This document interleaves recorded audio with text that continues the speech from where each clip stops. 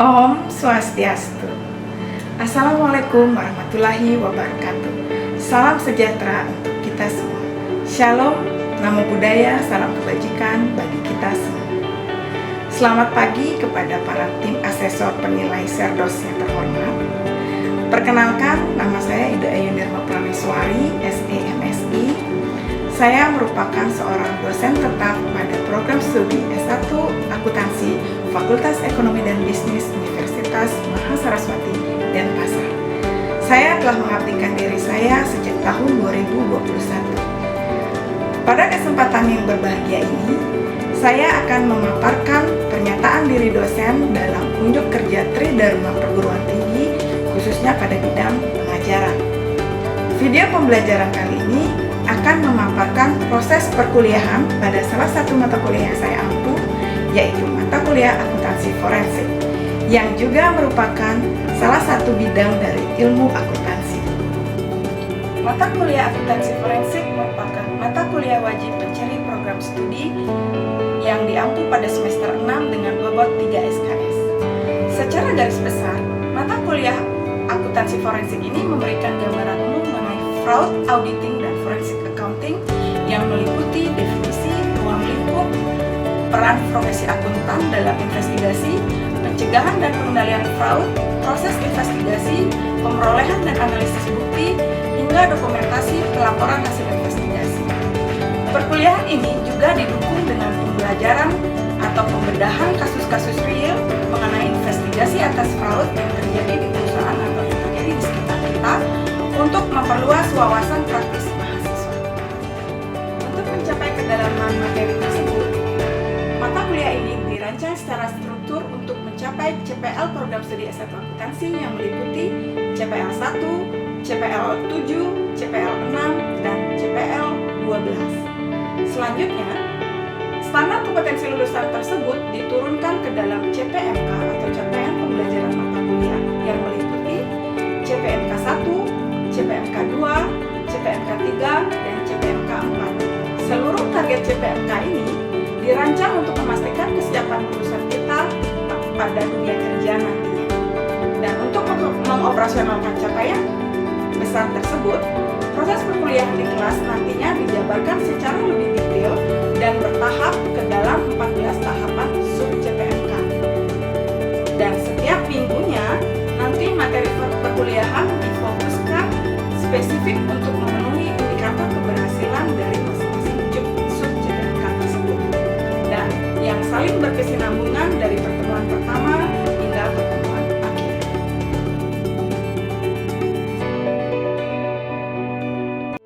Untuk memastikan seluruh materi dapat terserap secara optimal oleh mahasiswa, proses perkuliahan pada mata kuliah akuntansi forensik ini saya rancang secara sistematis dengan menerapkan 3 pilar utama, yaitu melalui pendekatan DIA atau Delivery, Interaction, dan Assessment. Pilar yang pertama yaitu Delivery, yaitu bagaimana cara saya mengemas dan menyampaikan materi dari akuntansi forensik ini agar dapat diakses dengan mudah dan secara mendalam dipahami oleh mahasiswa. Mata kuliah ini memiliki bobot 3 SKS yang ditempuh dalam 16 kali pertemuan kuliah, termasuk UTS pada pertemuan ke-8 dan UAS pada pertemuan ke-16. Saya menerapkan media pembelajaran dengan sistem blended learning, yaitu kombinasi pembelajaran tatap muka di kelas secara sinkronus yang didukung secara asinkronus melalui platform LMS Universitas Mahasaraswati atau ELMAS serta Google Classroom untuk distribusi materi dan modul ajar serta pengumpulan tugas secara terstruktur. Adapun strategi penyampaian di kelas berpusat pada mahasiswa atau student center learning dengan menggunakan metode case-based method.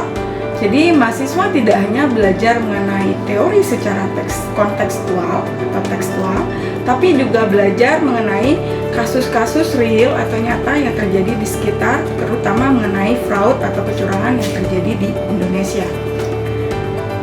Pilar yang kedua yaitu interaction, yaitu bagaimana saya mengatur ruang diskusi dua arah yang dibangun untuk mengaktifkan daya kritis mahasiswa selama proses perkuliahan. Nah, interaksi ini saya wujudkan melalui 3 cara.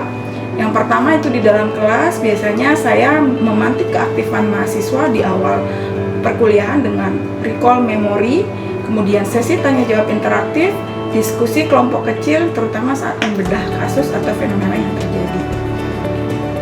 Kemudian saya juga membangun ruang interaksi yang hangat di mana nantinya mahasiswa bebas mengeksplorasi pandangan mereka termasuk mengkaitkan kasus fraud ini dengan dimensi perilaku manusia dan kearifan lokal. Di luar kelas atau dalam konteks digital, komunikasi tetap terjaga secara kontinu di luar jam kuliah melalui forum diskusi, LMS, Google Classroom, dan grup WA.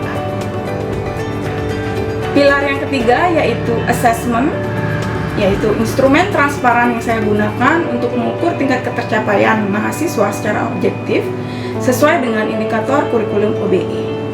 Adapun bobot penilaian akhir mata kuliah ini dibagi secara proporsional meliputi kehadiran mahasiswa sebesar 10%, keaktifan partisipasi diskusi sebesar 15%, tugas terstruktur dan kuis 25%, serta UTS dan UAS masing-masing 25%. Seluruh rubrik penilaian dan kontrak RPS perkuliahan ini telah disepakati di awal pertemuan agar tercipta akuntabilitas dalam proses pembelajaran. Tim asesor yang terhormat, demikianlah pemaparan awal dari saya. Selanjutnya mari kita saksikan proses pembelajaran tatap muka di kelas pada mata kuliah akuntansi forensik, khususnya pada pertemuan kelima, yaitu mengenai gambaran umum tentang fraud. Selamat pagi semuanya. Selamat pagi. Gimana kabarnya hari ini? Semua sehat? Sehat. Ya, semoga semua dalam keadaan sehat ya, karena materi kita hari ini sudah masuk ke pertemuan kelima ya, mata kuliah akuntansi forensik.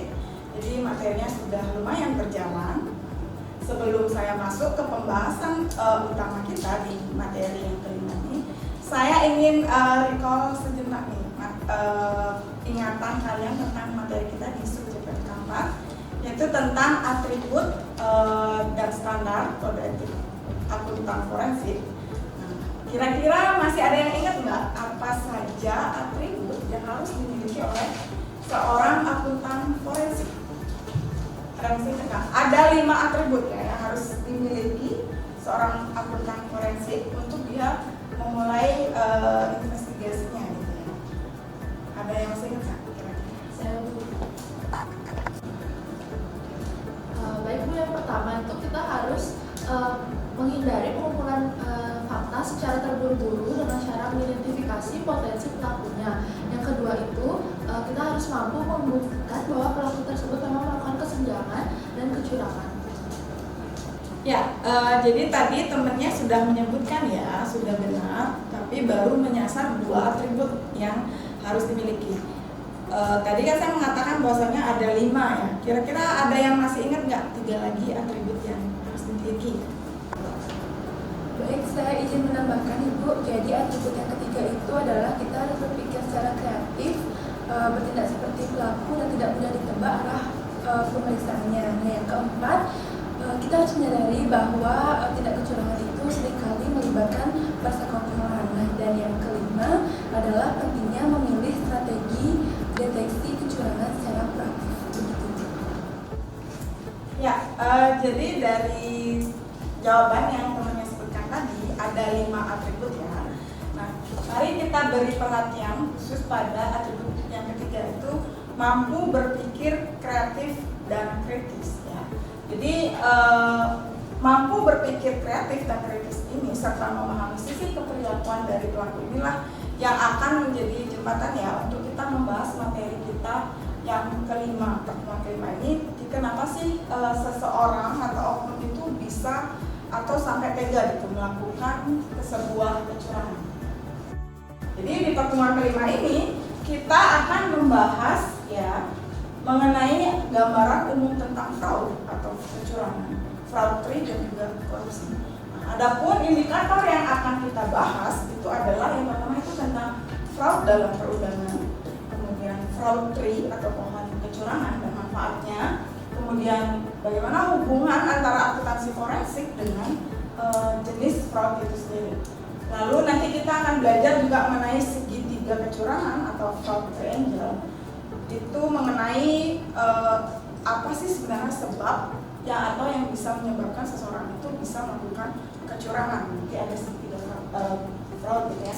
Kemudian yang terakhir itu adalah diskusi kita mengenai artikel ilmiah yang berkaitan dengan materi. Nah, nanti di sini di diskusi saya akan memaparkan gitu ya hilirisasi dari riset saya yang juga berkaitan atau menyinggung tentang materi kita hari ini. Jadi bisa hadir sebagai solusi. Nah, untuk materi kita yang kelima, inilah pokok bahasannya. Yang pertama itu tentang fraud ya. Jadi saya bahas dulu agar kita mengerti dulu sebelum bicara fraud dan selanjutnya gitu ya. Kita perlu memahami dulu. Karena yang pertama kan fraud dalam perundangan. Konteksnya dalam perundangan ini. Pertama kita harus paham dulu fraud itu apa sih? Nah, fraud itu sendiri merupakan kalau secara definisi umum itu adalah penipuan yang sengaja dilakukan yang menimbulkan kerugian pihak lain dan memberikan keuntungan bagi kecurangan atau kelompoknya. Nah, asosiasi atau ACFE ini atau Association of Certified Fraud Examiners itu mendefinisikan fraud itu sendiri adalah perbuatan-perbuatan yang melawan hukum yang dilakukan dengan sengaja untuk tujuan tertentu, baik itu manipulasi, kemudian memberikan laporan yang keliru kepada pihak lain ataupun dilakukan oleh orang-orang yang dari dalam organisasi maupun dari luar gitu ya, untuk dia bisa memperoleh keuntungan gitu ya, untuk pribadinya maupun untuk kelompoknya secara langsung maupun tidak langsung. Jadi itu pengertian fraud secara umum ya, definisi umum. Bagaimana kemudian kalau fraud dalam perundangan? Maksudnya gimana? Nah, fraud dalam perundangan artinya adalah kecurangan ini ada landasan hukumnya. Kalau kita di Indonesia, landasan hukum dari fraud itu adalah KUHP atau Kitab Undang-Undang Hukum Pidana. Jadi KUHP ini mengatur berbagai ketentuan perundangan yang menunjuk pada tindakan pidana oleh para akuntan yang dikenal sebagai fraud atau kecurangan itu tadi. Nah, beberapa pasal kunci yang terdapat di fraud itu yang landasan hukumnya adalah KUHP itu ada beberapa pasal, ada pasal 362, 372, 374 sampai 263 dan lain sebagainya. Nah, jadi pemahaman terhadap pasal-pasal inilah nanti akan menjadi fondasi gitu ya, bagi akuntan forensik dalam mengidentifikasi dan mengklasifikasikan tindakan kecurangan yang terjadi ini masuk ke ranah atau pasal mana nanti lingkupnya. Nah, itu fraud dalam perundangan. Nah, dari atribut tadi ya, kita diharapkan mampu berpikir kritis dan kreatif gitu ya, untuk mengetahui gitu ya, dari dirinya pelaku. Nah, saya ada kasus studi kasus tentang fraud. Saya ambil studi kasus nyata kita di sekitaran kita ya, di Kota Denpasar ini tahun 2025. Banyak juga kasusnya, tapi saya ambil satu kasus yang lebih dekat dengan kita. Nah, ini kasusnya itu adalah tentang seorang manajer keuangan gitu ya, menilep uang perusahaan sampai merugi 600-an juta. Profilnya itu adalah pelaku itu bernama Robi, berusia 35 tahun, yang merupakan seorang manajer keuangan di salah satu perusahaan penganan permainan. Dia merupakan manajer, mana itu mempunyai peran sebagai akuntan juga gitu. Jadi modusnya adalah si oknum ini melakukan penyelewengan gitu ya, atau penyalahgunaan jabatan dengan menilep atau menggelapkan uang hasil penjualan tiket perusahaan secara bertahap. Jadi kan dalam hal ini pelakunya punya wewenang, punya kuasa gitu ya, terhadap aktivitas transaksi keuangan. Karena dia kan langsung menerima hasil penjualan tiketnya itu. Nah, dari situlah dia bermain gitu, sehingga menimbulkan kerugian perusahaan itu sebesar 600 jutaan. Nah, dari kasus ini kira-kira kalau kita melihat dalam fraud dalam perundangan yang tadi, pasal-pasal tadi itu, kalau studi kasusnya seperti ini kira-kira masuk ke pasal berapa ya dalam KUHP? Saya izin menganalisis. Ya, silakan. Karena pelaku adalah seorang manajer keuangan dan akuntan yang dipercaya mengelola uang kas tersebut, maka tindakannya tidak termasuk dalam penggelapan biasa, melainkan pasal 374 KUHP tentang penggelapan dalam jabatan. Karena ada unsur penyalahgunaan hubungan kerja atau wewenang jabatan di sana. Ya, terima kasih atas tanggapannya. Ya, jadi dari analisis temennya benar ya. Kalau kita melihat pasal 372 KUHP ini kan dia termasuk penggelapan biasa ya. Namun kalau dalam pasal 374 KUHP itu ada klausul khususnya, itu penggelapan dalam jabatan. Nah, dalam kasus yang saya paparkan ini, yang melakukan atau pelaku atau oknumnya ini adalah manajer keuangannya. Artinya dia punya jabatan atau punya andil secara langsung terhadap mengelola transaksi keuangannya. Sehingga lebih tepat dia itu dijerat dengan pasal 374 KUHP tentang penggelapan dalam jabatan. Itu ya. Jadi ini contoh nyata kasus mengenai fraud itu yang saya ambil di Kota Denpasar gitu ya. Kemudian apa hubungan antara akuntansi forensik tadi dengan jenis fraud ini? Apa yang kemudian menjadi manfaatnya gitu ya? Apa pentingnya fraud ini dalam akuntansi forensik? Nah, yang pertama itu adalah untuk pemetaan kecurangan gitu ya. Artinya fraud ini akan memetakan seluruh jenis fraud yang mungkin gitu ya, terjadi dalam lingkungan kerja. Sehingga nanti tidak ada celah gitu kecurangan yang terlewatkan karena kita udah melihat dari pohonnya gitu, oh ini masuk mana gitu. Kemudian bisa juga untuk mengenali adanya red flags atau gejala-gejala penyakit kecurangan atau fraud itu dalam audit gitu ya. Sehingga nanti sinyal ini, peringatan dini ini yang harus dideteksi sedini mungkin oleh si akuntan. Nah, yang ketiga itu adalah memudahkan ya menentukan teknik audit investigatifnya gitu. Jadi dengan kita udah memahami gejala refleks dan kemudian menguasai teknik auditnya, akuntan forensik ini nanti akan bisa mendeteksi, mengungkap maupun membuktikan fraud tersebut secara akurat gitu ya, apalagi di hadapan hukum. Karena kita berbicara juga forensik.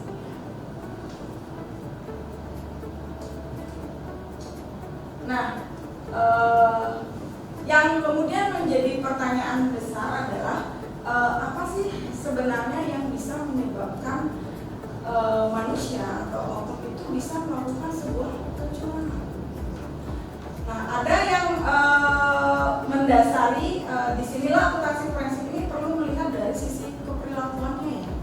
Artinya sisi psikologisnya itu. Apa sih yang mendasari manusia itu atau oknum itu bisa melakukan sebuah kecurangan? Nah, ini bisa dijelaskan melalui teori dari fraud triangle ini ya, segitiga kecurangan dari Donald ini.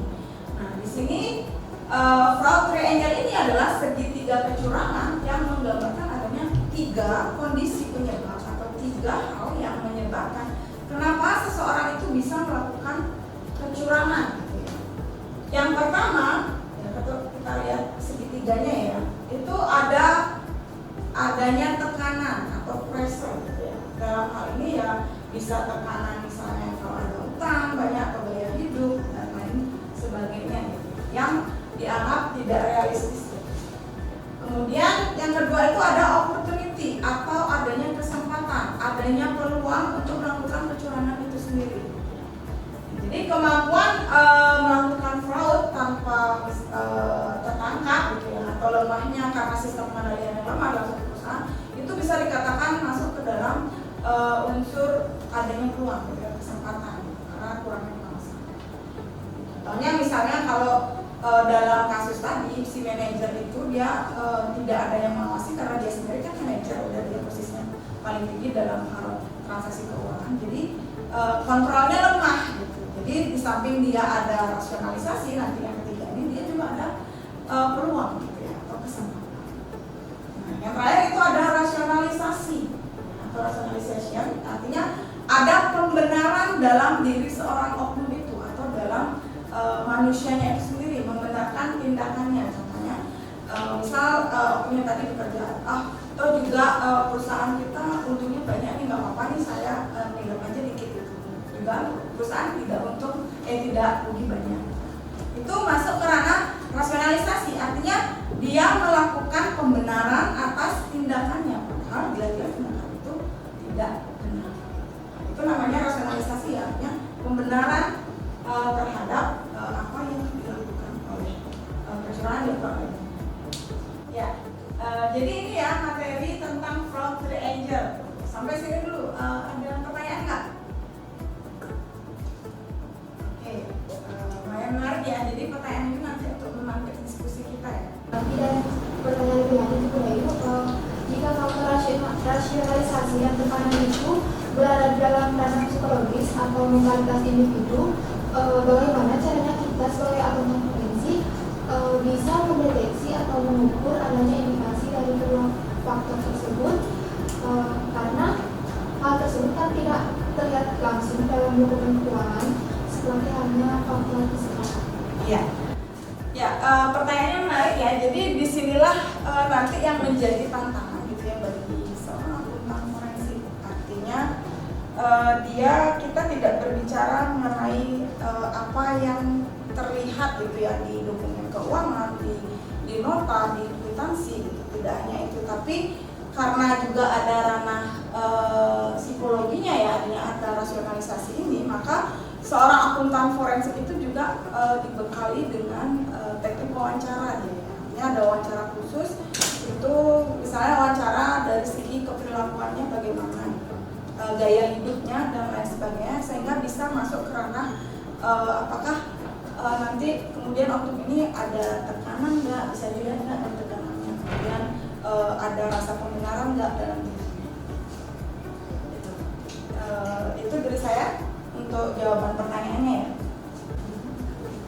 Nah, pertanyaan yang berikutnya muncul adalah bagaimana cara kita mengetahui bahwa seseorang itu tidak mencegah gitu ya, agar bagaimana cara kita mencegah seseorang itu untuk tidak mencari pembenaran atau alasan untuk melakukan kecurangan itu.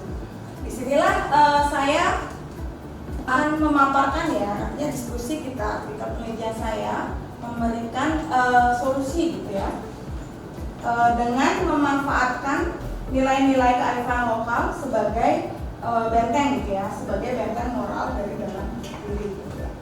Nah, ini artikel penelitian saya yang saya teliti gitu ya, yang saya kebetulan publikasi atau sudah terbit di jurnal Islamic Accounting Journal, itu dengan judul Harmoni Spiritual dan Profesionalisme gitu ya, akuntansi keperilakuan dalam perspektif cerita kami. Jadi saya mengambil nilai-nilai lokal budaya yang kemudian saya internalisasikan gitu ya. Nah, metode yang saya gunakan di sini adalah penelitian kualitatif eksploratif gitu ya, dilaksanakan di salah satu kantor konsultan gitu ya di Denpasar. Nah, fokusnya pada penelitian saya ini adalah mengeksplorasi peran-peran nilai kearifan lokal gitu ya sebagai instrumen gitu dalam pengendalian moral di lingkungan kerja yang profesional. Tujuannya apa ya? Untuk memitigasi penyimpangan fraud itu sendiri. Nah, bagaimana kemudian implementasinya dalam penelitian? Jadi Trihita Karana ini saya gambarkan atau lihat sebagai soft controlnya ya, atau soft control anti fraudnya. Jadi mencegah fraud itu terjadi. Itu kita bisa lihat kalau dalam PHK Trihita Karana itu budaya di Bali ya, khususnya itu ada parayangan, pawongan dan lain-lain. Untuk dalam soft control fraud anti fraud ini kita bisa lihat dari aspek parayangan dan pawongannya. Kalau aspek parayangannya kita lihat dari hubungan harmonisasi manusia dengan Tuhan ya. Jadi gimana mekanisme kerjanya? Jadi kalau kita bisa menginternalisasi kesadaran diri kita, kesadaran spiritual kita akan adanya Tuhan, gitu, keyakinan terhadap hukum karma pala, kalau kita berbuat sesuatu nanti akan ada akibatnya.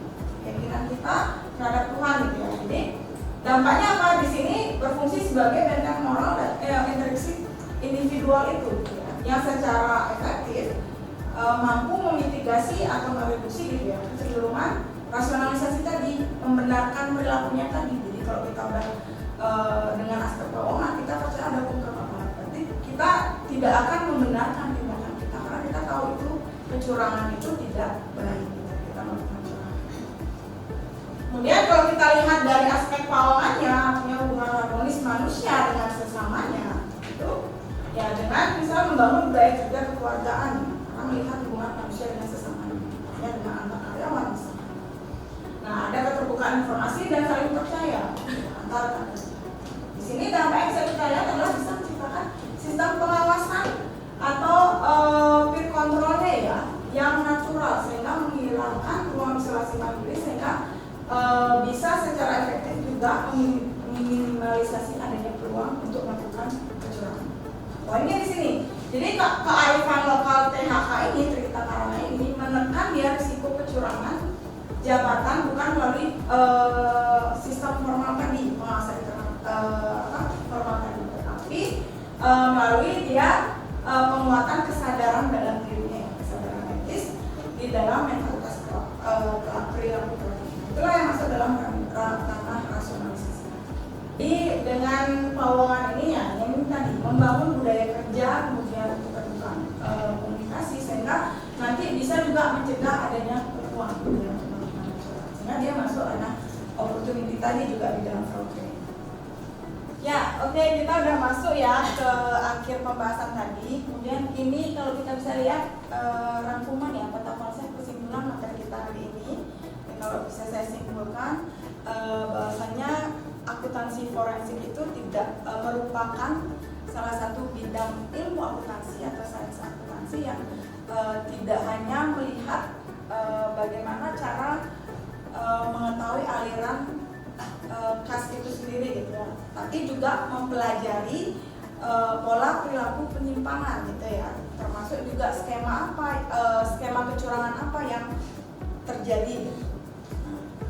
Kemudian memahami juga ini fraud tadi, fraud triangle dan dampaknya seperti apa sehingga semua skema itu bisa digambarkan dalam organisasi. Untuk mengukur ketercapaian ya materi kuliah kita hari ini sudah masuk ke tahap akhir, jadi saya memberikan kalian tugas. Ya, jadi ada untuk sebagai bahan asesmen saya ada tugas mandiri dan tugas terstruktur. Evaluasi mandirinya itu seperti biasa ya, kalian kerjakan soal yang ada di modul, ya, dijawab soalnya untuk latihan mandiri. Kemudian untuk tugas terstrukturnya saya itu meminta kalian untuk melakukan analisis kasus gitu ya, atau studi kasus. Itu melakukan analisis terhadap kecurangan yang pernah terjadi di Indonesia. Jadi bebas ya, kalian kasusnya ambil apa aja bebas. Kemudian memetakan jenis kecurangan tersebut ke dalam pohon kecurangan fraud tree, lalu membedah gitu, menganalisis apa penyebabnya dalam segitiga fraud triangle tadi, fraud triangle tadi. Kemudian yang terakhir itu merumuskan rekomendasi untuk perbaikan sistemnya, baik itu pengendalian internalnya maupun penguatan kontrol budayanya atau etika kerja. Jadi ini ya tugasnya. Kemudian dikumpulkan di LMS ya, di ELMA, di LMS-nya UNMAS pada mata kuliah akuntansi forensik. Kemudian dikumpulkan dalam format PDF dan batas waktu yang saya berikan itu adalah H-1 perkuliahan sebelum perkuliahan minggu depan. Ya, saya rasa itu aja untuk perkuliahan kita hari ini. Ya, lumayan ini ya diskusinya hangat. Kemudian kalian saya rasa kalian juga sudah memahami, bisa menangkap apa yang saya paparkan.